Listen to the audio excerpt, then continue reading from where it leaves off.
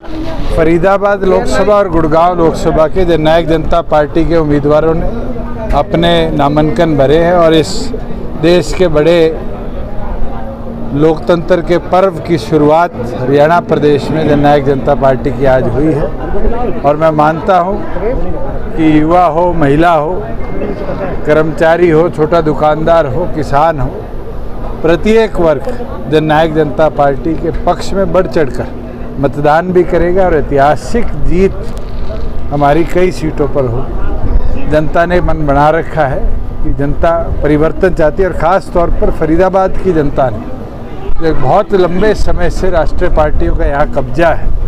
आज हरियाणा की आवाज़ पार्लियामेंट में मिले, हरियाणा के मुद्दे को पार्लियामेंट में उठाने वाले व्यक्ति को चुनकर फरीदाबाद की जनता भेजने का काम करे। दो बार आज के दिन तो सिटिंग आपके सांसद है, मंत्री रहे हैं केंद्र में, और जिस तरह की अंडर डेवलप्ड स्मार्ट सिटी कहलाने के बाद भी फरीदाबाद है, आज जनता उनको हटाने के लिए मत का ताकत का अधिकारी इस्तेमाल। चौधरी साहब, आप जब कह रहे हैं कि मतलब राष्ट्रीय पार्टियों का कब्जा है, आपकी प्रादेशिक पार्टी है, तो ऐसा उसका क्या मैनिफेस्टो जो लोग आपकी देखो, सबसे जरूरी चीज देखने की है 10 साल हरियाणा प्रदेश के अंदर अधिकतम सांसद भारतीय जनता पार्टी के रहे और उससे पहले 10 साल कांग्रेस के रहे। कितनी बार हरियाणा की जनता की आवाज़ को पार्लियामेंट में जगह मिली, इश्यूज़ को वहाँ उठाया गया।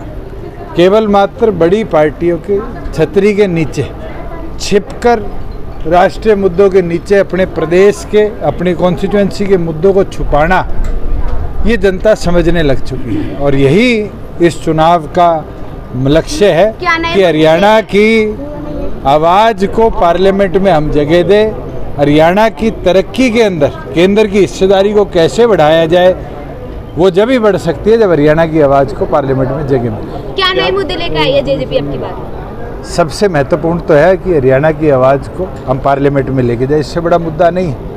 और जनता इसको समझती है कि केंद्र में हिस्सेदारी मिलेगी तभी हरियाणा के हित के कामों को बढ़ोतरी होगी। चौधरी साहब, आज आपने प्रेस कॉन्फ्रेंस जो मैंने सुनी है उसमें ये कही है कि भी आगरा नहर में दिल्ली का पानी बहता है केमिकल का, उसकी जो आवाज़ उठाई जाए, तो आप मैंने स्वयं जब मैं पार्लियामेंट में था और उस समय उमा भारती जी मंत्री होया करती थी जल संसाधन की, ये बात पार्लियामेंट में रखी थी कि 750 करोड़ खर्चने के बावजूद भी जमुना जी साफ नहीं हुई। और आज तो वो हालात बद से बदतर हुई है, जबकि एनजीटी के इतने रेगुलेशंस आए हैं। ये फेलियर रहा है केंद्र में बैठे लोगों का कि वो इस पे ध्यान नहीं दे पाए। लाखों रुपए गंगा जी पे लगाए, उसके साथ साथ जमुना जी के सुधारीकरण के ऊपर भी वही इंफ्रास्ट्रक्चर लगाना चाहिए था और सुधार करना चाहिए। चौधरी साहब, बीजेपी के 400 पार के नारे को कैसे देखते हैं आप? 400 पार तो प्रधानमंत्री ने बोलना छोड़ दिया।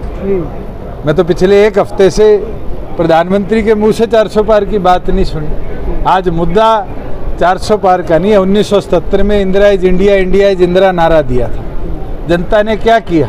इंदिरा गांधी को भी हराया और कांग्रेस का भी देश से सुपड़ा साफ किया। ये 400 पार का नारा आज के दिन कहीं 200 पे आके ना रुक जाए, ये तो आने वाले दिनों में आपको पता चलेगा। मगर जिस तरह के रुझान दक्षिण से आ रहे हैं, मुझे लगता है मई में भी ये ठंडी हवाएं जो चल रही है, ये नॉर्थ की भी दशा बदलने का काम।